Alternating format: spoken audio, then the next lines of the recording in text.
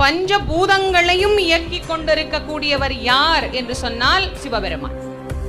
ஆக சிவபெருமான் சர்வத்தின் இயக்கமாக விளங்குகின்றார் என்பதனால் எங்கும் சிவத்தின் மயமாகவே நமக்கு காட்சி தருகின்றது.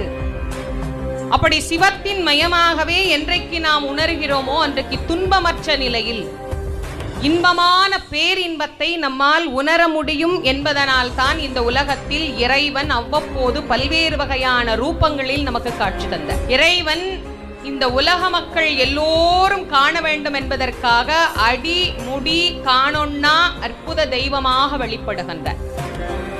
ஏன் அவர் அவ்வாறு வெளிப்படுகின்றார் அப்படின்னா, திருமால் ஒரு பக்கம் சொன்னார், நான் போய் அடியை பார்த்து விட்டு வந்து விடுவேன், என்னால் முடியும். பிரம்மா சொல்றார், நான் முடியை பார்ப்பேன், என்னால் முடியும். என்னால் முடியும், என்னால் முடியும்